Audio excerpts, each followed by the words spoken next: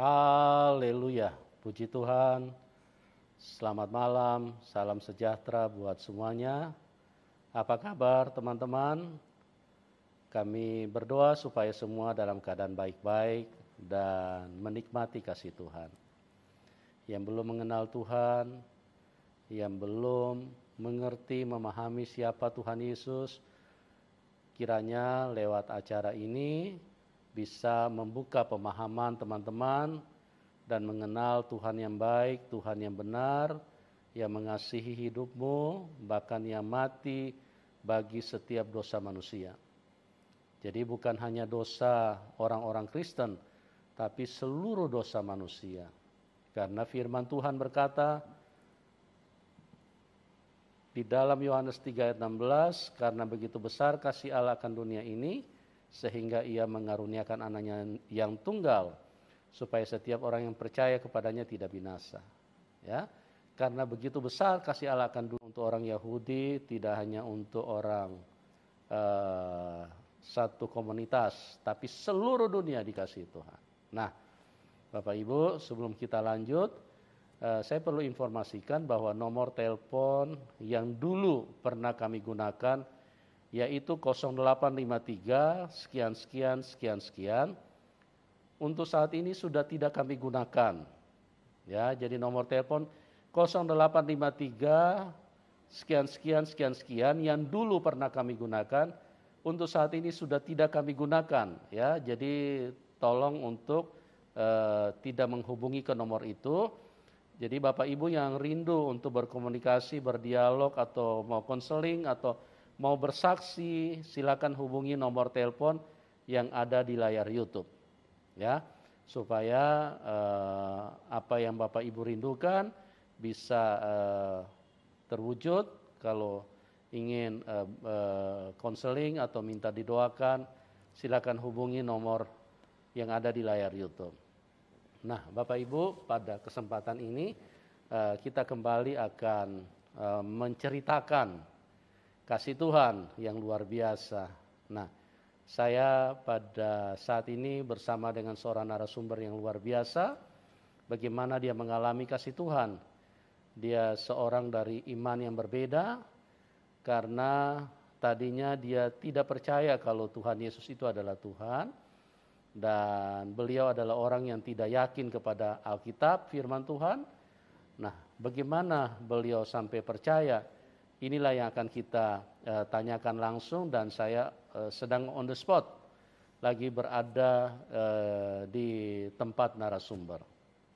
Ya, oke, kita mulai saja. Selamat malam, Mbak Hana. Selamat malam, Pak Pendeta. Ya, apa kabar? Luar biasa, dahsyat. Haleluya. Puji Tuhan. Puji Ya, Tuhan. orang kalau sudah ketemu Tuhan Yesus itu berbeda. Amin. Ada sukacita. Amin. Ada semangat, Haleluya. ada gairah. Puji Tuhan. Ya. Nah, sekarang ibu ini namanya Hana. Nah, kita perlu tanya dulu, sebelum berganti menjadi nama Hana, dulu nama ibu siapa, Bu? Sebenarnya nama yang diberikan dari orang tua itu ada salah satu nama yang di mukanya adalah Siti Hoiriah. Oh, Siti Hoiriah. Ya, dan rupanya dikasih nama Siti Hoiriah itu, saya sakit itu dari lahir hingga sampai umur 1,5 tahun. Itu menurut cerita dari almarhum bapak maupun dari Simbo, ya. Oh. Dan ketika diberikan nama itu, rupanya tidak pernah mendapati kesehatan. Oh, dan jadi ibu ceritanya sakit-sakitan? Sakit-sakitan dari kecil hingga sampai umur dari lahir, ya maksudnya, hingga sampai 1,5 tahun. Oh, itu terus sakit. Terus. Ya.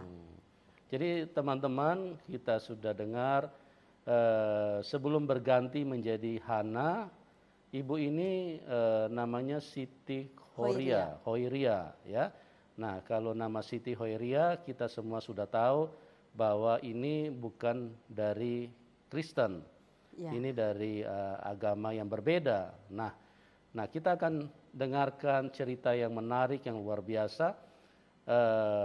Bagaimana Tuhan menjamah hidupnya, Tuhan mengubahkan hidupnya, ya.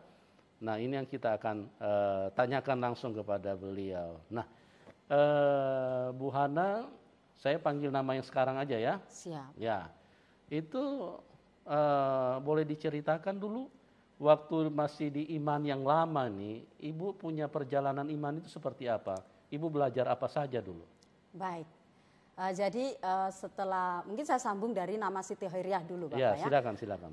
Jadi nama itu diberikan dari orang tua yang terus mendapati sakit penyakit, dan pada akhirnya orang tua itu menyerah dan sampai ke dukun gitu, ke dukun. Dan waktu itu namanya orang Jawa. Jadi ada sebuah ritual yang katanya supaya saya sembuh, supaya saya sehat gitu. Jadi di situ orang tua dikasih tahu untuk cari ayam yang namanya ayam cemani. Ayam cemani. Nah, rupanya setelah mendapatkan ayam cemani, hingga sampai ayam cemaninya juga dibunuh ya. Kan katanya ayam cemani itu ayam yang kriteria seperti apa? Ayam cemani kalau di Jawa itu ayam yang darahnya hitam. Kakinya hitam. Memang ada, Bu? Semua ada. Itu memang ayam khusus untuk ritual. Saya baru dengar. Iya, dan itu sangat mahal ya. Sangat mahal. Dan ya rupanya dulu waktu dicari juga ada. Sampai dipotonglah ayam cemani itu. Rupanya selesai pemotongan dan selesai ritual itu sampai 7 hari. 7 hari, loh tambah saya parah katanya sakitnya. Napas saya tinggal di tenggorokan. Nah, ini saya potong dulu. Iya. Jadi kan Ibu waktu dulu kan sudah punya keyakinan juga kan dengan agama yang lama kan? Iya. Nah, pertanyaan saya, kenapa orang tua, kan Ibu masih kecil nih. Iya. Pertanyaan saya, kenapa orang tua tidak datang kepada Tuhan yang diyakini pada waktu itu? Iya. Kok malah lari ke dukun, Bu? Iya, Ibu itu, bisa ceritakan gimana? Sebenarnya itu almarhum Bapak dan juga Simbo ini sudah juga mengarah ke situ ya. Dan memang ya pastinya dibantu dengan doa gitu. Tetapi karena memang tidak mendapatkan kesembuhan, sehingga orang tua mungkin mengalami yang namanya keputusasaan biasa. Kami di kampung itu kan kebanyakan masih percaya dengan ritual-ritual yang seperti itu. Nah, sehingga jadi mencoba alternatif lain. Iya, begitu. Okay, dan setelah 7 hari kemudian saya tidak sembuh, malah napasnya yang menurut Simbo itu di tenggorokan gitu. Tambah parah. Nah, seketika pada waktu itu usia 1 tahun lebih. 1 tahun setengahan, 1 tahun setengah itu. Jadi setelah itu almarhum Bapak bersama dengan gurunya dan juga tentunya dengan Simbo dan ada beberapa orang yang ada di situ, spontanitas memberikan nama saya Masehi. Masehi. Oh, kok bisa nama Masehi? Iya. Itu saya berdasarkan apa kok dikasih nama Masehi? Tidak tahu. Kami pun tidak tahu. Bahkan orang tua saya tanya hingga sampai beliau tutup mata juga nggak ngerti dapat dari mana nama Masehi gitu. Ya, jadi Masehi itu sebetulnya adalah berasal kata dari Isa Al-Masih. Makanya yang dipakai sebagai perhitungan waktu di Indonesia dikenal dengan tahun Masehi. Sebelum Masehi maksudnya sebelum Tuhan Yesus dan sesudah Masehi atau sesudah Tuhan Yesus. Itu berasal dari kata Isa Al-Masih. Saya juga tidak mengerti kenapa sampai bergeser ya menjadi Masehi. Seharusnya itu Isa Al-Masih. Saya nggak tahu kenapa bisa sampai bergeser ya. Tapi ya kita maklum aja karena memang segala sesuatu itu berjalan itu bahkan tanpa kita pahami memang sudah terbentuk seperti itu ya. Tapi yang saya perlu sampaikan kepada teman-teman bahwa tahun Masehi itu adalah tahun Tuhan Yesus Kristus. Ya, jadi kalau dibilang sebelum Masehi berarti sebelum Tuhan Yesus, sesudah Masehi berarti sesudah Tuhan Yesus. Oke, kita lanjut ya. Nah, bagaimana ceritanya selanjutnya itu? Iya, jadi setelah diberikan nama Masehi, singkat cerita tidak pernah sakit hingga sampai umur 26 tahun. Oh, luar biasa. Haleluya, haleluya. Itulah keajaiban bahwa sudah agak bergeser sedikit, bukan Isa Al-Masih lagi, bukan Tuhan Yesus, tapi karena mengacu kepada pribadi yang luar biasa, yaitu pribadi Tuhan yang Maha Kuasa, itu membuktikan bahwa ada kuasa yang menyentuh setiap orang yang bersinggungan dengan pribadi yang luar biasa ini. Itulah Tuhan Yesus, ya. Dikasih nama Masehi, Ibu Hana atau Ibu Siti Horia ini tidak sakit-sakitan lagi dari umur 1 tahun sampai 26 tahun. Ya. Nah, makanya Bapak Ibu, kalau Anda juga mau mengalami kuasa Tuhan, berkat Tuhan, jangan ragu-ragu. Amin. Ya, percaya bahwa Tuhan Yesus itu adalah Tuhan yang sangat baik. Dia bukan hanya untuk satu kelompok. Dia bukan hanya untuk satu keyakinan, tapi dia untuk semua bangsa. Amin. Ya, kita lanjutkan lagi. Terus bagaimana tuh ceritanya, Bu Hana? Setelah tidak sakit-sakitan, ya. Nah apa yang terjadi selanjutnya? Ya, jadi memang saya mengalami yang namanya luar biasa ya. Seperti kayak di dalam setiap doa gitu, saya selalu dikabulkan. Apa saja yang saya minta, zamannya dulu saya bilang begini kalau berdoa, ya Tuhan aku minta HP 2 ya. Tidak lama saya diberikan HP 2. Yang seperti itu, pokoknya seperti kayak semua itu ringan gitu. Memang Padahal belum terima Tuhan Yesus? Belum. Oh. Belum, dan kami juga tidak tahu nama Masehi. Bahkan saya juga kan kalau di rumah sana saya dipanggilnya bukan lurus Masehi gitu, tapi se gitu. Oh. Karena Masehi jadi dipanggilnya se gitu kan. Ya. Gitu setelah tahu se apa kok namanya saya kayak jelek banget ya. Iya. Saya sering dinamamu kok jelek banget gitu katanya. Tapi luar biasa ya ternyata ya. Saya baru tahu. Iya. Dan orang tua saya nggak tahu nama Masehi itu dari mana asal-usulnya, sama sekali nggak tahu. Tapi itulah yang namanya pekerjaan Roh Kudus, walaupun kita tidak mengerti. Tapi kalau kita orang yang dipilih Tuhan, ada satu peristiwa, bahkan bukan satu, ada beberapa peristiwa yang adikodrati atau supranatural, itu terjadi. Memang kadang-kadang kita tidak paham. Tapi karena tangan Tuhan menyertai kita, makanya terjadi seperti itu. Jadi ibu punya orang tua mungkin tidak mengerti. Tapi karena ibu dipilih Tuhan, makanya dari kecil Tuhan sudah menunjukkan bahwa ini orang pilihan. Jadi ibu tidak kaget nantinya. Begitu dikasih nama Masehi langsung sembuh. Nah orang tua kaget nggak waktu itu dikasih nama Masehi langsung sembuh, tidak sakit-sakitan? Ya seperti responnya kalau orang kampung itu biasa-biasa. Tapi ya tentunya orang tua terus merasa bahwa ini anak kok terus sehat-sehat gitu kan. Jadi tidak pernah lagi yang merasa terus panik-panik kan. Namanya orang tua melihat anaknya sakit tentulah panik. Tapi ya memang apa yang Simbok rasakan ataupun almarhum Bapak rasakan penuh dengan sukacita. Saya nomor 1 dengan 2 bersaudara, saya yang pertama. Oh ibu ada nomor saya. 1, ada adik. Ya. Adik laki perempuan? Perempuan ya, berarti 2 bersaudara. Nah ceritanya bagaimana ibu bisa mengenal Tuhan? Kan ibu pada waktu itu kan masih di agama yang lama kan, di keyakinan yang lama. Nah, ibu bisa ceritakan kegiatannya apa saja dulu waktu masih di kepercayaan yang lama? Kegiatannya saya ya biasa, kalau rutinitas ibadah itu pasti saya itu orangnya paling rajin. Sholat? Paling rajin. Bahkan kalau mau sholat subuh ya, jam 4:30 orang mau berangkat ke musola, karena kami rumah dekat dengan musola. Saya jam 4 itu saya sudah bangun. Dan itu saya ketok semua pintu rumah teman-teman. Luar biasa. Saya keliling, saya ayo cepat buruan ya. Dan saya juga tidak tahu kenapa saya melakukan itu terus. Setiap pagi itu jam 4 pasti saya sudah gedor-gedor pintu rumahnya teman-teman. Ayo cepat kita ke musola. Karena kebetulan rumah juga dekat dengan musola dan juga masjid besar yang ada di dekat rumah saya. Ya, jadi selain musola, apalagi kegiatan ibu? puasa atau? Puasa pasti ya, Pasti. puasa bulan suci Ramadan itu saya tidak pernah yang namanya alpa.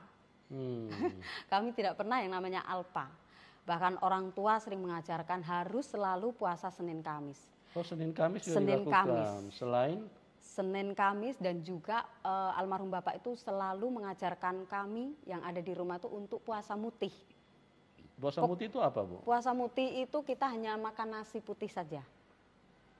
Dan tidak tahu ya maksudnya orang tua apa, dan saya juga kurang paham di situ. Tetapi kami ikut saja apa yang orang tua perintahkan, kami ikut saja begitu. Nah, seperti itu. Jadi Senin Kamis, sholat tahajud tengah malam itu pasti kami lakukan. Dan apa namanya, yang kadang-kadang suka malas itu adik saya. Tapi kalau saya nggak pernah yang namanya alpa itu, pokoknya nggak pernah. Kayak bagaimana ya, kayak rasanya tuh kalau sudah mendengar, apalagi sudah mendengar azan, saya itu yang bergegas duluan. Paling pertama saya. Oke. Gitu. Nah, pendidikannya, Bu, Ibu pernah ikut apa, pesantren atau bagaimana? Tidak.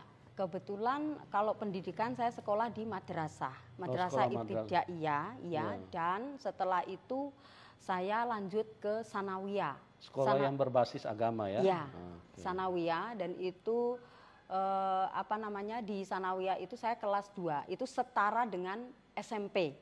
SMP kelas 2. Jadi di situ keluarga kami mengalami sesuatu hal yang luar biasa saya rasakan sewaktu saya masih kecil ya. Keluarga kami sering dijahati sama saudara-saudaranya mama. Kenapa, Bu, dijahati? Kurang tahu. Yang kami tahu adalah seperti kayak merebut apa yang ada gitu, sehingga saya dengan orang tua kadang-kadang almarhum Bapak itu diusir dan kami jalan itu berkilo-kilo untuk menjemput Bapak dan pulang kembali ke rumah. Bahkan banyak hal yang kami alami waktu itu, seperti kadang-kadang saya juga bingung, saya ini saudaranya atau saya ini anak siapa gitu. Saya ini paling jelek ini Bapak. Saya paling hitam dan saya paling jelek di antara semua saudara-saudara saya. Tapi hatinya, yang penting hatinya, Bu. Hatinya kan putih. Haleluya, amin, puji Tuhan. Ya. Jadi saudara saya semuanya putih. Adik saya juga putih dan lebih besar daripada saya, lebih tinggi daripada saya. Jadi saya semenjak dari kecil itu banyak dibully. Saya kerdil, saya perutnya besar dan saya hitam. Saya kalau melihat foto saya yang dulu, saya takut kembali. Seperti begitu. Jadi banyak hal yang kami alami di dalam keluarga sewaktu kecilnya saya, ya Bapak, sebelum sampai di umur 26 tahun. Ibu bisa ceritakan sedikit doktrin yang Ibu terima, diajarkan seperti apa, Bu? Misalnya khususnya kepada yang berkeyakinan lain. Apakah Ibu, bagaimana kalau untuk berinteraksi? Oh ya, kalau untuk berinteraksi tentunya yang sering kami dapatkan adalah jangankan kita berinteraksi, mendengarkan dari jarak jauh saja seperti kita dikatakan kamu sudah kafir.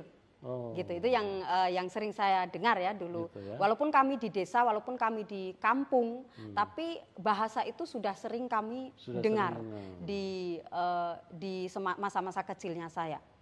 Seperti begitu. Gitu ya. Berdasarkan apa, Bu? Kalau mereka bilang kafir, Ibu pernah bertanya enggak? Kenapa kok misalnya orang Kristen itu disebut kafir? Tidak, kami tidak bertanya ya. Mungkin karena kepolosan atau sedikit tidak mengertinya kita, sehingga kadang-kadang kita juga tidak berani ataupun takut untuk tanya lebih dalam gitu. Jadi kita lebih fokusnya ya yang penting dengarkan saja, disuruh mengaji ya kita mengaji, dengarkan dan percaya saja begitu. Iya, begitu. Ya. Nah, bisa cerita nggak, Bu? Ibu waktu belajar tentang agama, Ibu bagaimana? Ibu baca Al-Quran tamat apa bagaimana? Saya sering baca Al-Quran itu hingga sampai khatam. Oh, sering sampai hatam. Sering sampai hatam, tapi hanya sekedar bisa membaca, tidak mengerti artinya, gitu. Jadi cuma sekedar baca, ya, tapi tidak memahami artinya. Betul. Nah, dalam pikiran Ibu pada waktu itu, sebagai orang yang memiliki agama, apakah Ibu tidak pengen tahu artinya apa ini? Dulu tidak sama sekali, tidak merasa seperti itu, Bapak. Yang penting baca aja. Iya, yang penting membaca saja. Walaupun tidak mengerti. Iya. Oh, gitu ya. Jadi yang penting baca aja. Iya. Yang penting membaca dan disuruh menghafal, kita menghafal. Pernah nggak terpikir di dalam pikiran Ibu kalau kita cuma baca tapi tidak mengerti, kan juga sia-sia. Pernah nggak terpikir Ibu? Tidak pernah terpikir. Nanti terpikirnya sudah saya mendekati umur 26 tahun itu. Oke.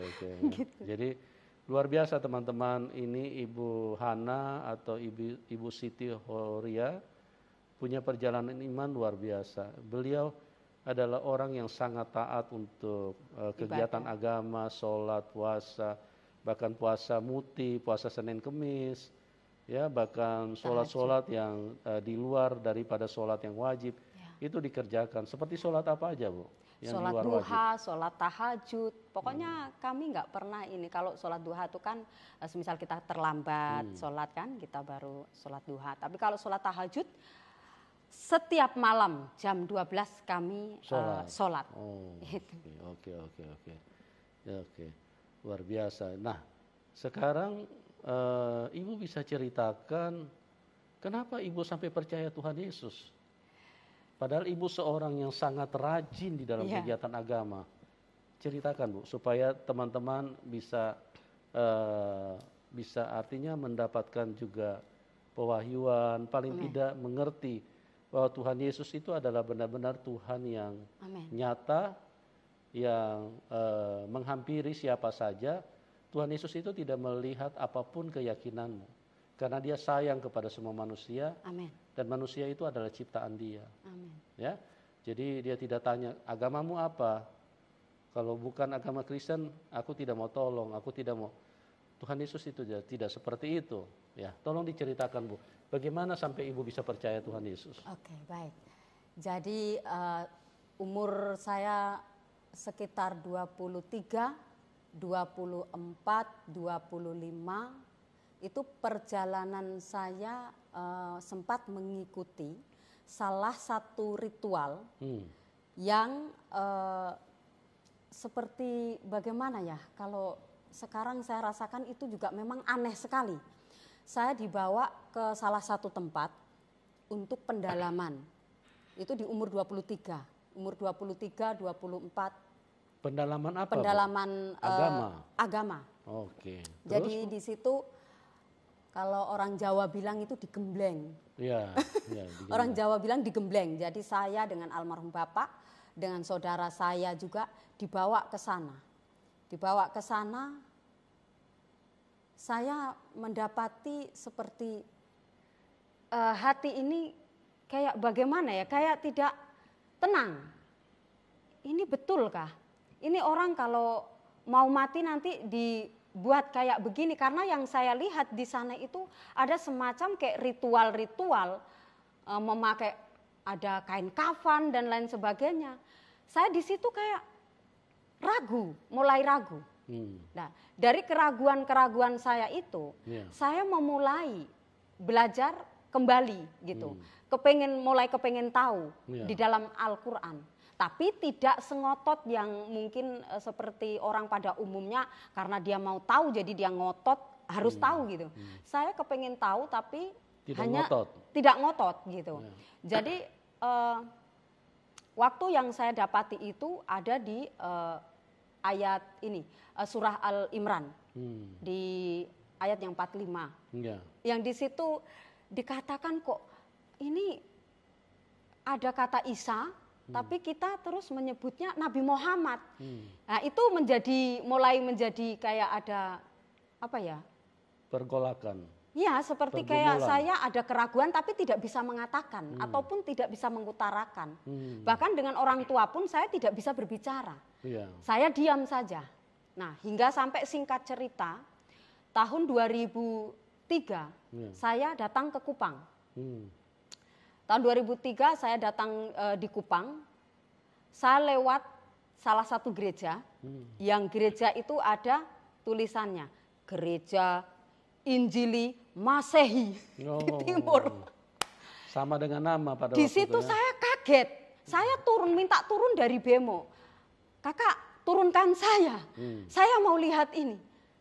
Oh, ini gereja kok namanya sama seperti nama saya, ada Masehi. Nah, jadi saya mulai pikiran, kok ini nama gereja, nama saya dinamai nama gereja dong. Ada apa ini? Akhirnya saya putuskan untuk menelpon orang tua saya. Gitu, makanya cerita tadi itu saya ketahui setelah saya menelpon orang tua yang ritual tadi itu. Jadi saya bilang, Pak, ini bahasa Jawanya begini. Piye toh Pak sampean niki kok jenenge aku Masehi iki jenenge gereja loh Pak. Ya. Jadi saya masih bertanya. Masih bertanya. Bingung. Iki jenenge gereja loh Pak. Pantesan aku diomongno jenengku elek-elek. Jadi saya tanya orang tua loh Pak, ini gimana toh aku kok dinamai nama Masehi? Rupanya ini nama gereja, saya bilang gitu. Pantesan aku dibilang sama teman-teman dulu itu kalau namaku jelek. Nah gitu kan. Jadi almarhum bapak saya langsung dia, iya, ya sapa sing ngerti nduk gitu. Pak iki ra ngerti, wis pokoke mergo kepengin kowe mari teko loromu, karena kepengin saya sembuh, maka saat itu yang keluar itu spontanitas. Bahkan bukan almarhum bapak sendiri, tetapi gurunya almarhum bapak saya yang memberikan nama secara langsung. Gurunya almarhum bapak? Ya. Guru agama apa? Guru agama. Jadi saya diberikan nama Masehi. Luar biasa ya. Jadi katanya, eneng opo? Lah iki aku di depannya gereja. Ini loh aku neng ngarepe gereja yang jenenge Masehi. Haleluya. Gitu. Itu yang akhirnya saya mengetahui cerita tentang ritual yang dari umur 1 tahun lebih itu. Ceritanya piye Pak? Ceritanya bagaimana? Saya diberikan nama Masehi. Gitu. Ya dulu kamu suka sakit. Jadi yang sebenarnya namamu ini yang disebutkan ada satu Siti Hoiriah.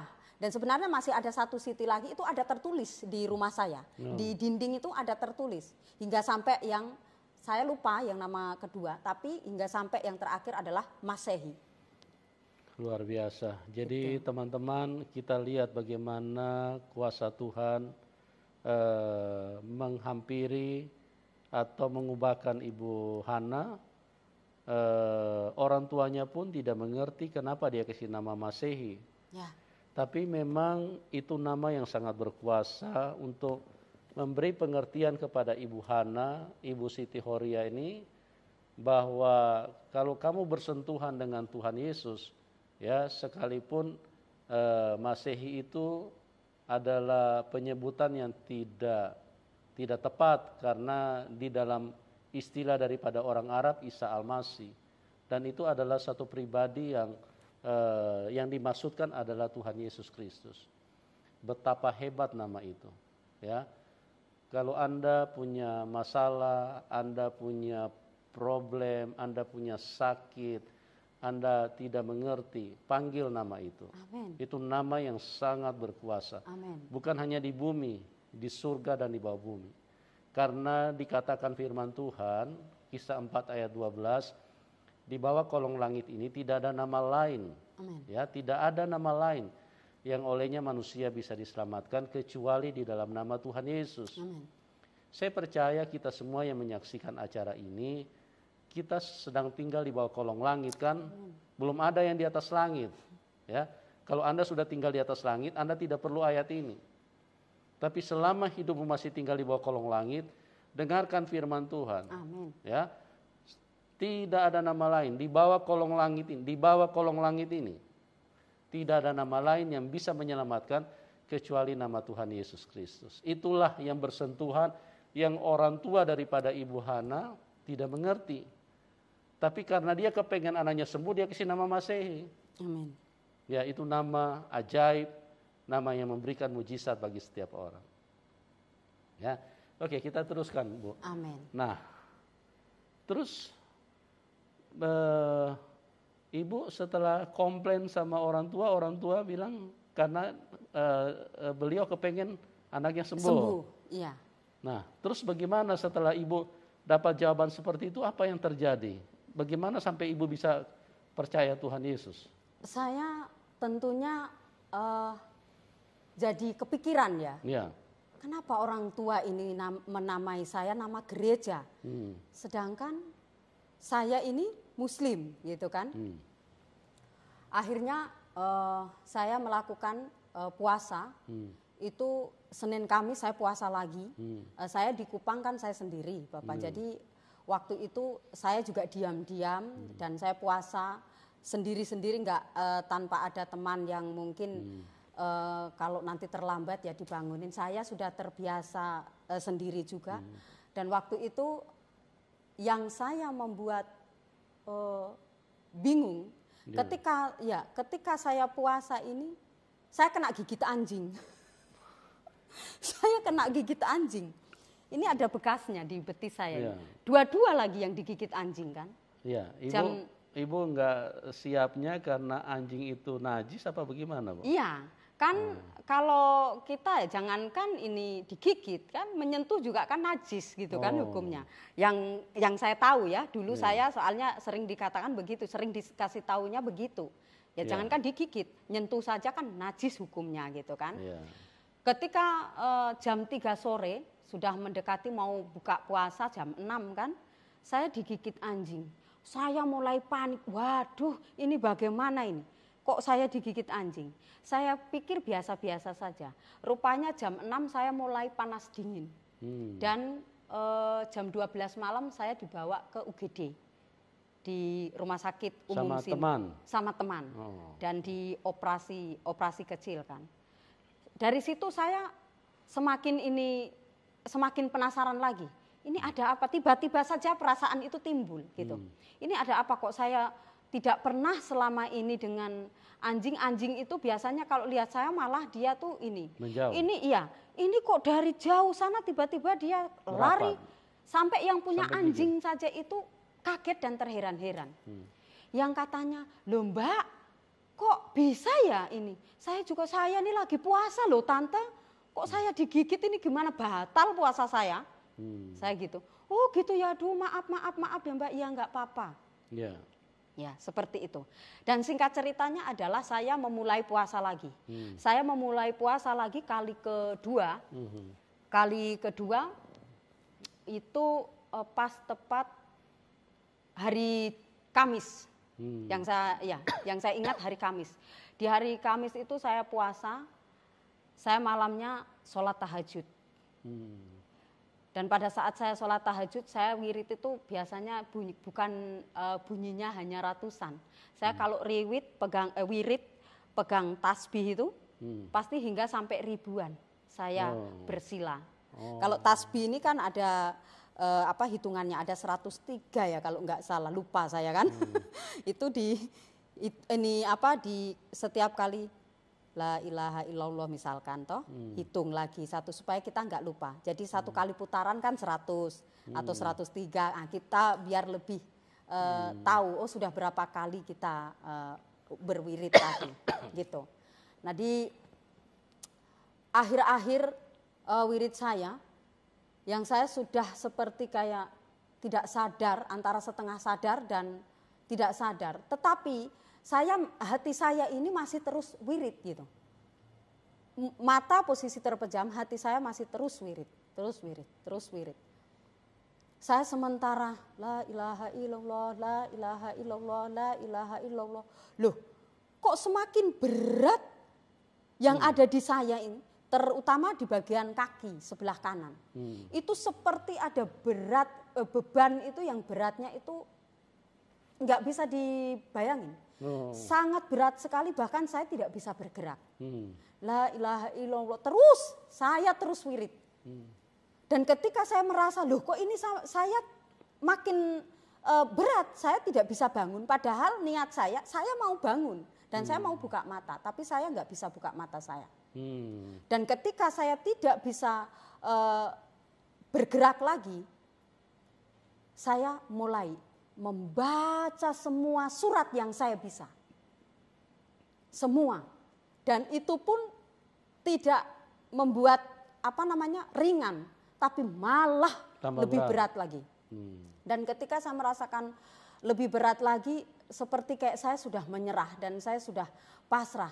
Saya mau bangun, tapi masih terus saya membaca surat-surat Al-Quran yang ada.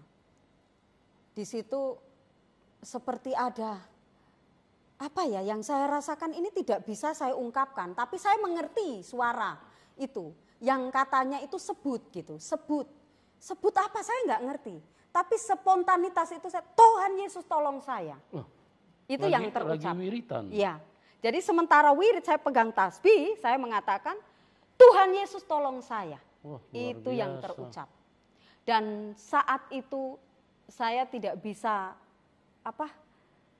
berkata-kata. Saya hanya tutup mata dan saya menunduk.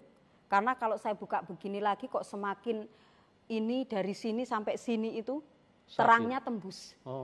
Itu yang saya lihat. Dan tangan Tuhan begini yang saya lihat. Posisinya tuh seperti ini. Saya jujur waktu saya melihat itu, di dalam saya menutup mata itu saya pernah mendapati foto yang persis sama seperti yang sedang berdiri ada di muka saya. Jadi dalam hati saya ini, loh kok ini seperti yang ada di foto dari beberapa tahun yang lalu. Yang pernah saya lihat ada satu foto jatuh, tapi saya tidak tahu itu fotonya dari mana. Saya masih tanya teman saya, ini foto apa ya kok begini gitu. Itu waktu itu saya di Surabaya. Jadi kata teman saya, ini punyanya orang Kristen. Cukup hanya sampai di situ. Tetapi yang ada yang sementara mengangkat tangan dan yang sementara saya lihat itu persis yang saya lihat dari beberapa tahun yang lalu. Jadi seperti begitu. Ibu Hana berteriak Tuhan Yesus tolong saya. Tuhan Yesus tolong saya. Karena saking beratnya kakinya. Nggak bisa bangun dan saya nggak bisa buka mata. Bahkan nggak bisa bergerak. Itu saya masih posisi pakai mukenah. Saya mau tanya Bu, apakah pada waktu itu kan Ibu masih di agama yang lama? Iya. Kenapa Ibu tidak berdoa memanggil Tuhan yang Ibu yakini pada waktu itu? Kenapa sampai berteriaknya ke Tuhan Yesus tolong saya? Saya tidak tahu. Itu yang saya sudah lakukan adalah dari semua ayat-ayat ataupun surat Al-Quran yang saya tahu, saya baca. Al-Fatihah saya baca ulang-ulang. Pokoknya semuanya yang saya tahu itu saya sudah ulang-ulang. Dan tidak bergerak, tambah lebih berat lagi. Tidak menghasilkan apapun ya? Iya, dan itu spontanitas. Yang paling terakhir adalah spontanitas Tuhan Yesus tolong saya. Saat itu juga terlepas dari, tapi saya karena penasaran jadi saya tetap tutup mata. Saya tetap tutup mata dan saya sementara merasakan sinar yang ada itu tembus dari, rasa-rasanya kayak tembus kemana-mana gitu. Itu yang saya rasakan. Iya. Waktu itu. Luar biasa ya. Jadi teman-teman, ini adalah satu pembuktian di mana Tuhan Yesus itu bukan hanya tertulis di dalam Alkitab, tapi dia dibuktikan bahwa apa yang tertulis di dalam Alkitab itu adalah benar. Amin. Karena dia Maha Kuasa. Amin. Dia setiap saat dia bisa menghampiri manusia, dia bisa menyatakan dirinya karena dialah yang memegang kendali seluruh kehidupan. Amin. Ya, kalau Anda sedang bingung, sedang bertanya-tanya siapa sih Tuhan yang menciptakan saya mungkin sedikit kasih masukan. Bertanyalah, berdoalah sungguh-sungguh apakah Tuhan Yesus adalah benar-benar Tuhan yang menciptakan manusia. Ibu Hana ini mengalami hal seperti itu. Jangan sampai kita punya iman yang sia-sia. Karena dikatakan dalam 1 Yohanes 5 ayat 4 dan 5, hanya orang yang percaya bahwa Tuhan Yesus itu anak Allah, Amin, maka dialah yang diselamatkan. Amin. Jadi jangan terlambat teman-teman, kami menyampaikan ini bukan supaya orang Kristen bertambah banyak. Itu tidak penting. Yang penting supaya semua kita bisa diselamatkan. Amin. Itulah kasih Tuhan yang ditaruh di dalam hidup kami. Haleluya. Ya, berbeda kalau dengan kuasa kegelapan. Tuhan Yesus itu berbeda dengan setan. Karena apa? Beda. Setan itu sangat jahat. Dia menghendaki supaya semua manusia mati. Anda bisa baca dalam Yohanes 8 ayat 44.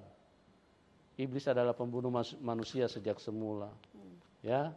Dan Yohanes 10 ayat 10, pencuri datang hanya untuk mencuri, membunuh, dan membinasakan. Jadi carilah Tuhan. Karena Tuhan Yesus yang baik. Ya.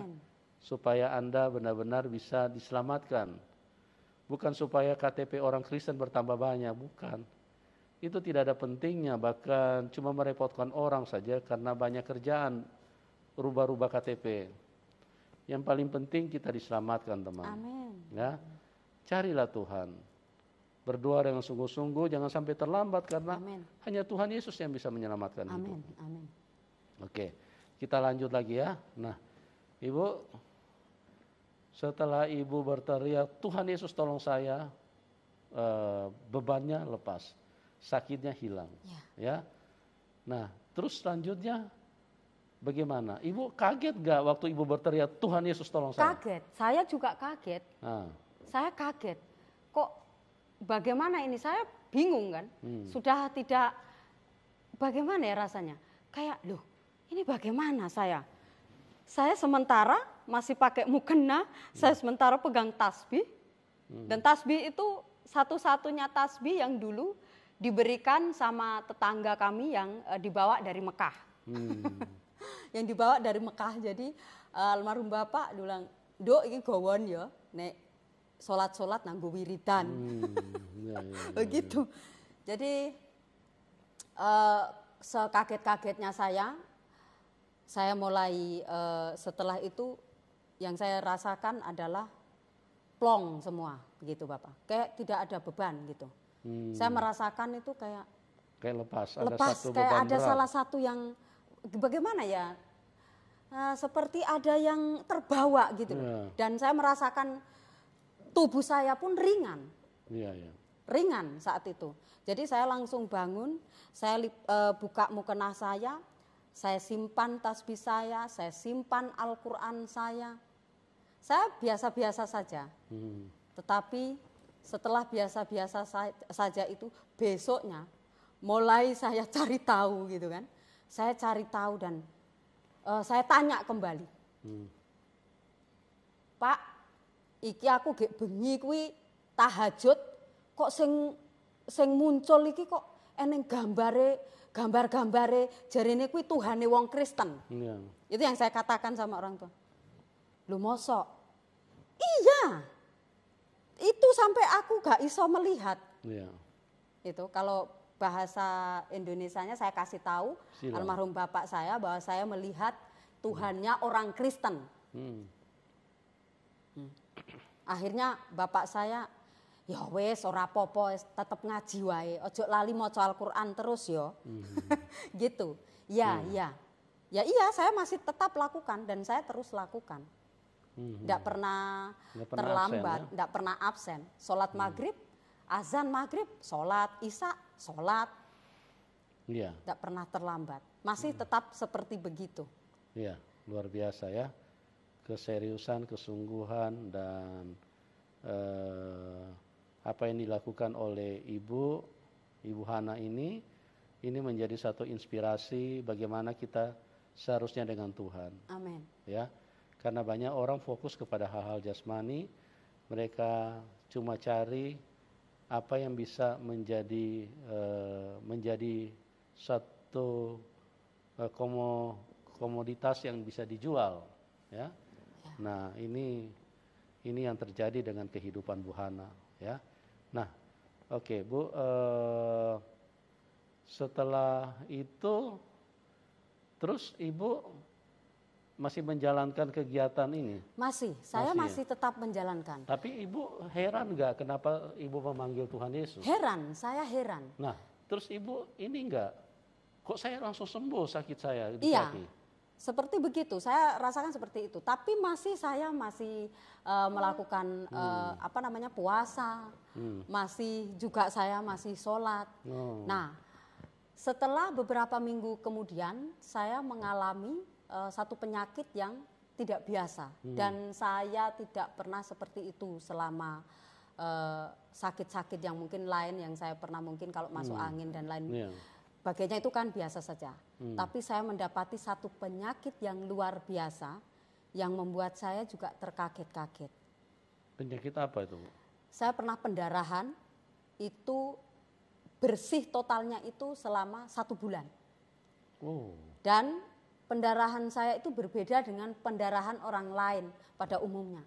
Kalau orang pendarahan itu biasanya permisi, ngalir. Tapi saya permisi yang keluar itu seperti kepala bayi. Jadi kalau saya melangkah 1 langkah 1 kepala. Melangkah ya 12 kali langkah berarti ya 12 kali. Kepala. Itu. Ya. Itu yang saya dan karena saya merasa kayak sudah bingung dibawa ke dokter, dipikirnya teman saya keguguran. Bagaimana keguguran? Orang saya pacar juga tidak punya gitu kan. Nah akhirnya dari situ teman saya ini dia datang ke kos-kosan saya, dia katakan, Mbak, ayo Mbak tak bawa berdoa. Nah di teman. situ. Ya, bawa berdoa. Teman ini orang Kristen. Orang Kristen. Oke. Terus? Orang Kristen. Berdoa kok di mana Aci? Sudah ikut saja ya. Nanti pasti dapat kesembuhan. Ya. Oh ya pokoknya ya aja. Akhirnya jalan. Tahu nggak Bapak Pendeta? Posisi saya dibawa ke hamba Tuhan ini, saya itu sedang berpuasa. Kan kalau di dalam Muslim puasa lebih kita datang bulan haid itu kan perempuan kan 7 hari. Ya kan 7 hari. Nah, itu saya sudah hari ke-14 hari. Jadi dianggapnya kan penyakit. Maka saya tetap puasa, saya juga sholat gitu. Jadi kan nggak apa-apa gitu. Kalau selama haid kan kita nggak boleh sembahyang, ya toh nggak boleh sholat, nggak boleh puasa, dan nggak boleh pokoknya rutinitas ibadah nggak boleh. Tapi pada saat itu saya sudah 14 hari saya dibawa ke hamba Tuhan. Dan pada saat saya dibawa hamba Tuhan ini, kan saya sedang puasa. Di sana kan didoakannya kan secara Kristen. Saya tutup mata saya, ya Allah, iki piye iki ampuni aku. Mulai nolak. Nah yang teman saya pokoknya harus percaya ya supaya kamu sembuh gitu. Oh iya saja. Tapi hati ini saya mau menolak gitu. Gitu. Itu yang terus saya lakukan. Saya penolakan. Jadi setelah itu saya pulang. Saya masih apa hubungannya? Ingat lagi yang waktu perjumpaan pada saat tahajud itu. Saya sakit dibawa ke sini. Dan ini sudah hari ke-14 hari. Bersih total itu sampai 1 bulan.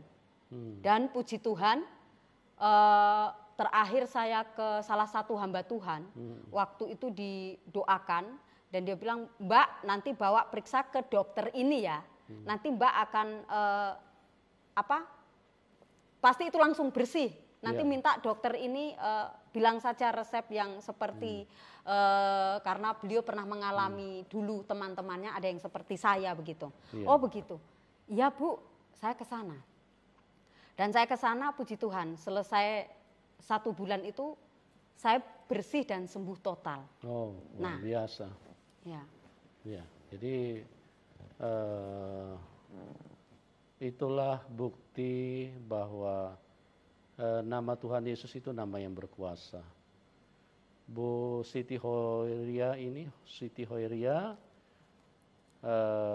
pada waktu itu dia ikut untuk didoakan.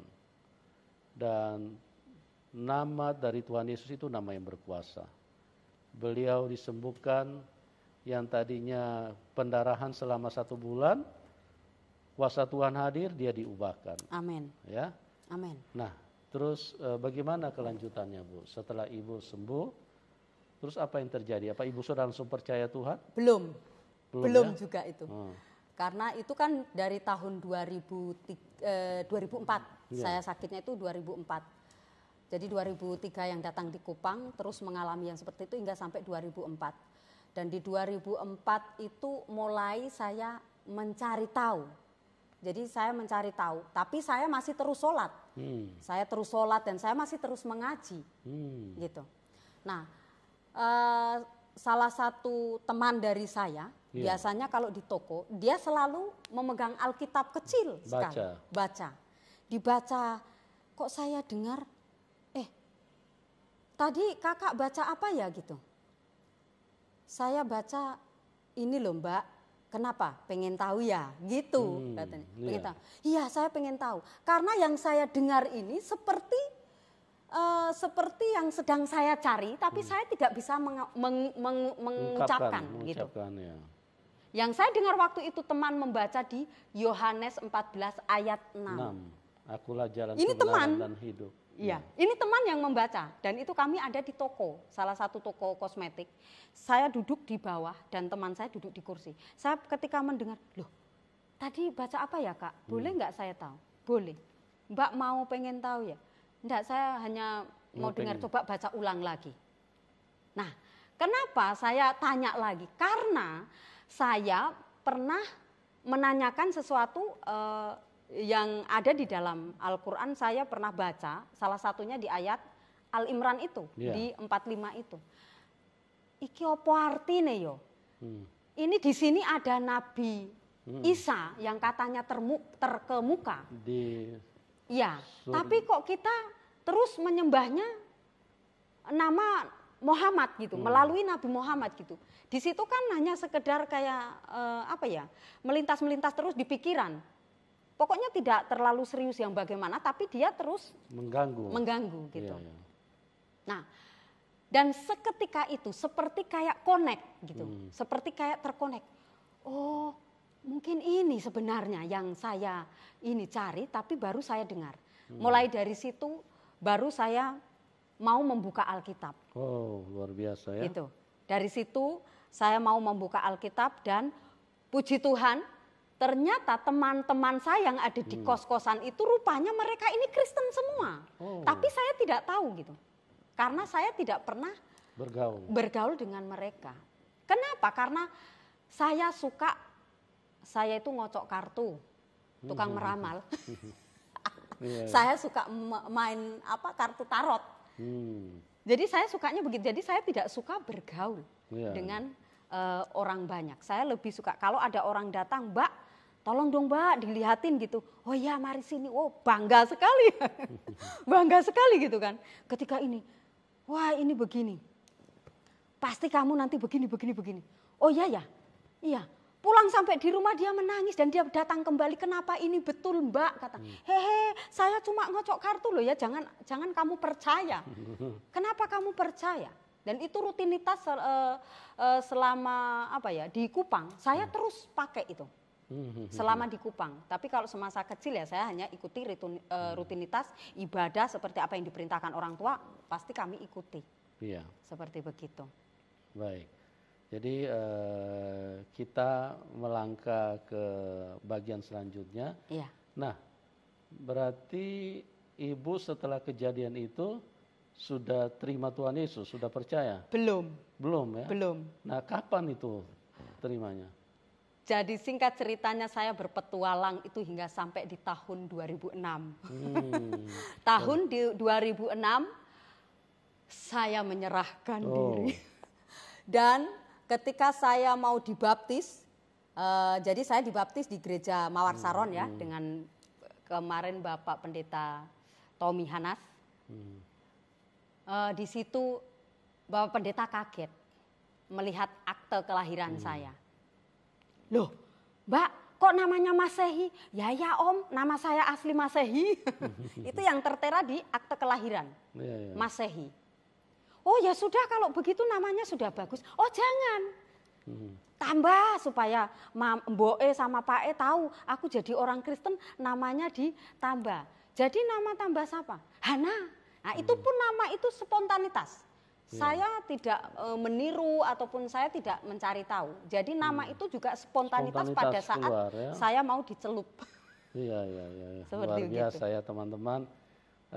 memang di dalam Tuhan Yesus itu banyak hal yang spektakuler, ya, banyak hal yang di luar nalar kita, tapi itu adalah sebuah mujizat dan peneguhan, sebuah kondisi yang bisa dilakukan oleh Tuhan itu sendiri. Amen. Kalau manusia tidak bisa lakukan seperti itu. Amin. Ya, nah Mbak Hana mungkin bisa diceritakan apa setelah Ibu percaya Tuhan Yesus, tantangannya apa saja tuh? Apa ini. dibully, apa diusir, apa hilang warisan? Haleluya. Puji Tuhan.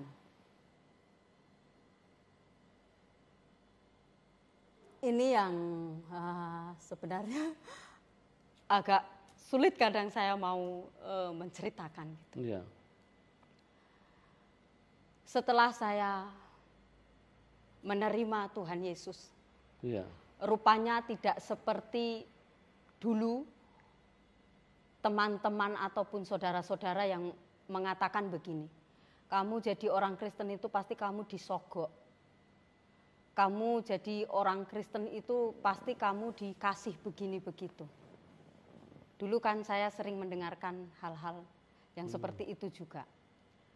Rupanya memang betul-betul luar biasa.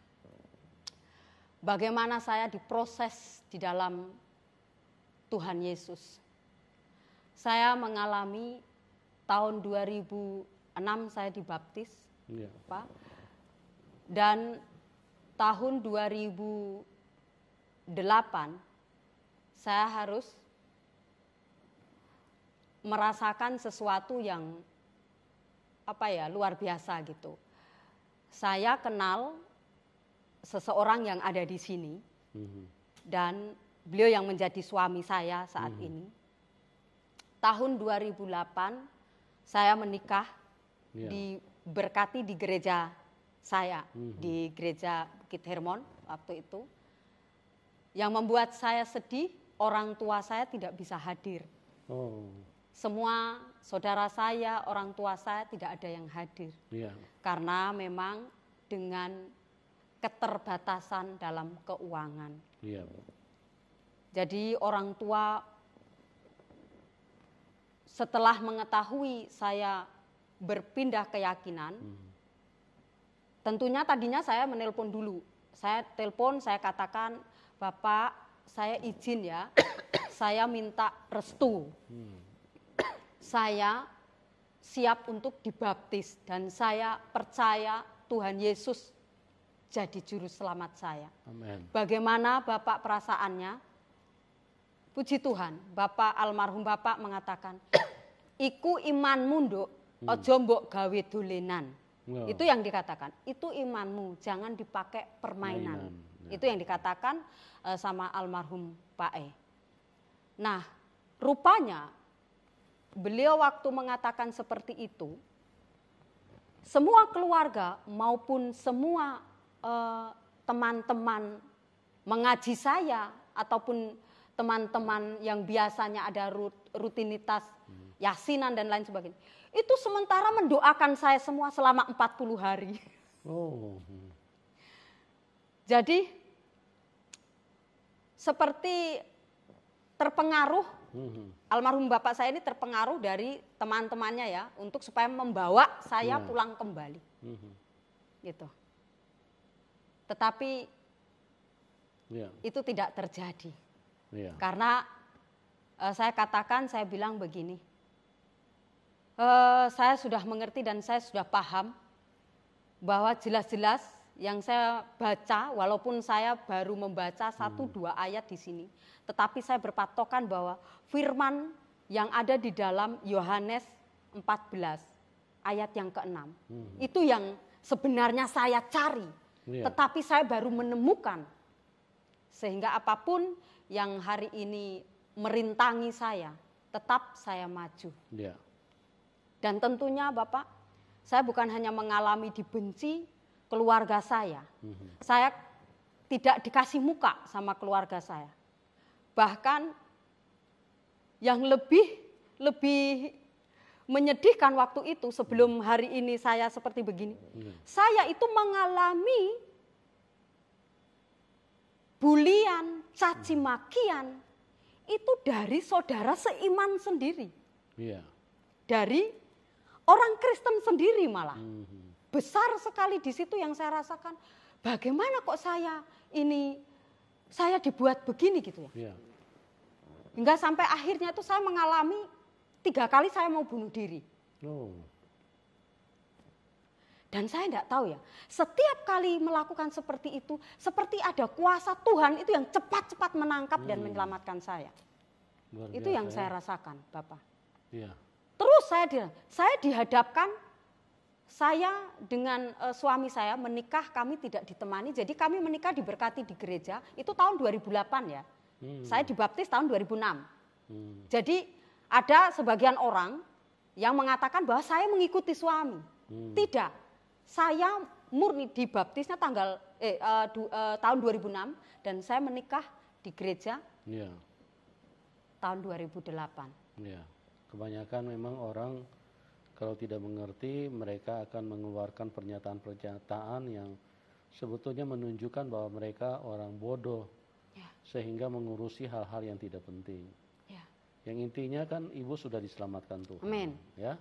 Amin. Jadi itu keselamatan itulah yang harus dijaga dengan sungguh-sungguh. Amin. Nah,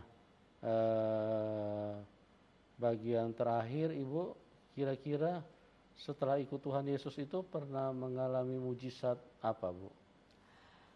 Luar biasa. Tentunya saya bisa terus mengucap syukur di dalam setiap pagi, setiap bangun pagi itu saya selalu bisa bilang begini, Tuhan Yesus terima kasih ya napas kehidupan yang hari ini Tuhan masih pelihara. Yang tadinya kan tidak bisa mengatakan begitu. Yang tadinya itu terus fokus hanya pada isi-isi dunia. Saya harus punya ini, saya harus punya itu. Gitu. Dan itu yang saya alami secara pribadi ya. Dan puji Tuhan selama saya bersungguh-sungguh di dalam Tuhan, rupanya Tuhan punya rencana yang sangat luar biasa, hingga sampai hari ini sudah ada 6 orang yang Tuhan sudah ubahkan dan mereka juga sudah percaya sama Tuhan Yesus dan sudah menerima Tuhan Yesus.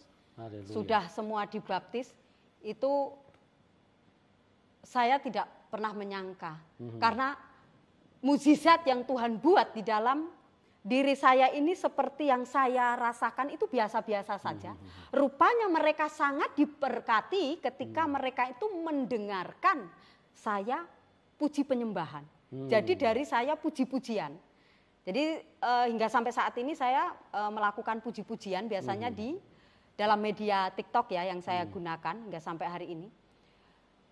Saya tidak tahu ketika ada salah satu perwira itu di Malaysia dan itu juga dari sebelah. Dia disembuhkan dari kanker stadium akhir, kanker otak stadium akhir. Dia disembuhkan pada saat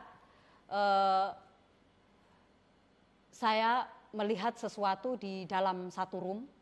Terus saya mengatakan turunkan close live ini dan terus telepon. Saya ada 2 teman yang saya langsung telepon saat itu juga. Ini yang benar-benar mukjizat yang Tuhan nyatakan saat itu membuat saya itu terngangak-ngangak dan terheran-heran, Bapak. Iya, luar biasa ya. Ini kanker otak loh, stadium akhir. Dia cuma menyaksikan puji-pujian dari saya dan saya ketika itu saya langsung bilang stop, tutup dan kita berdoa. Oh, dia lihat di TikTok? Ya, dilihat di TikTok. Dari Malaysia ya, Malaysia, Kupang, Surabaya, Jakarta kita tersambung di dalam aplikasi TikTok ini. Dan akhirnya saat itu juga jam 11 malam kami telepon lewat video call. Iya. Dan saya tidak bisa berdoa panjang lebar ya. Yang saya tahu di dalam nama Tuhan Yesus besar kuasanya. Amin. Dan di dalam nama Tuhan Yesus mampu dan sanggup menyembuhkan sakit penyakit yang ada pada dirimu. Amin. Saya mengatakan seperti itu Bapak. Dan saat itu kami berempat di dalam WA, di dalam WA dan di dalam video call, saya bilang rasakan kalau kita sedang bergandengan tangan ya. Mari kita rasakan sedang bergandengan tangan dan kita fokus, kita berdoa.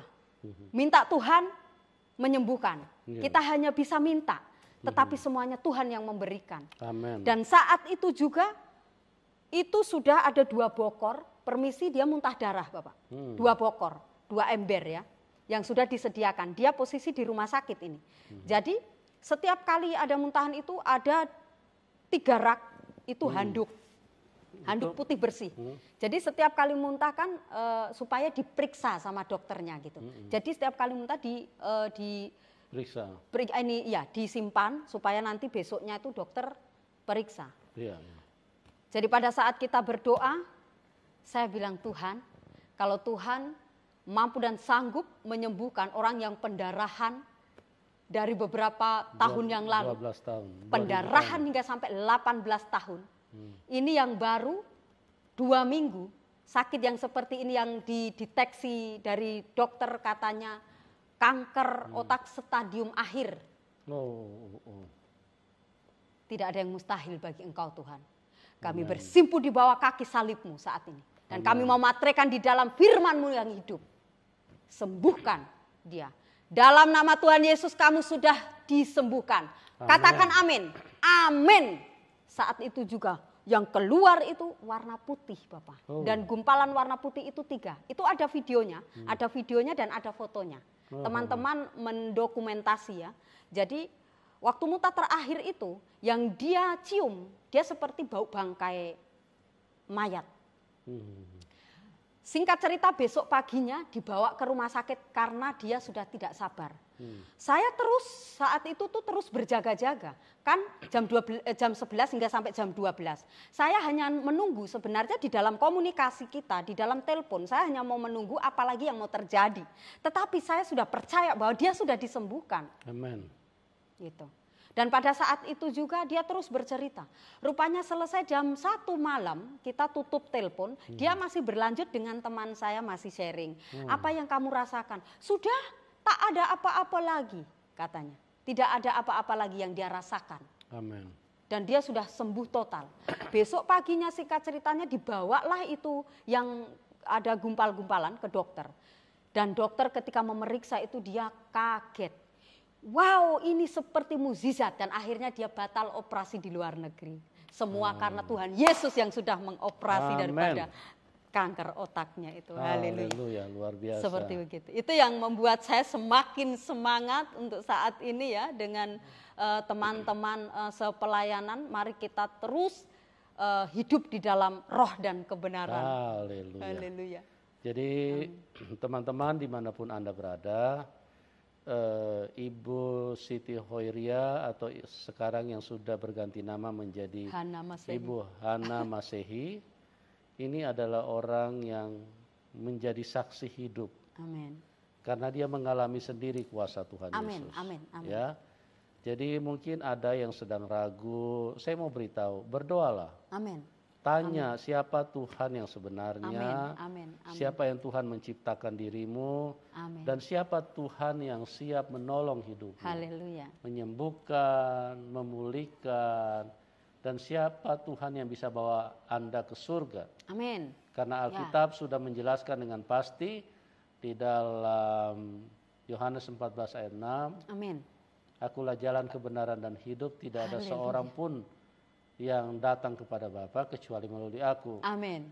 Tidak ada seorang pun ya yang datang kepada Bapa kecuali melalui aku. Amin. Jadi dengar, saya percaya kita semua terkategori sebagai orang.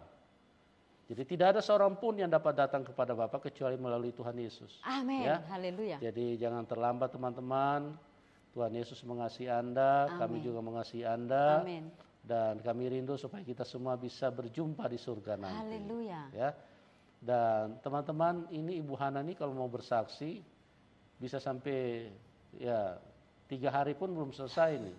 Betul. Ya, tapi nanti kita akan ada episode selanjutnya ya, supaya beliau bisa menceritakan bagaimana kuasa Tuhan Amin. yang terjadi di dalam hidupnya. Haleluya. Dan Anda yang sudah percaya kepada Tuhan Yesus, Anda akan terbakar kalau mendengarkan kesaksian beliau.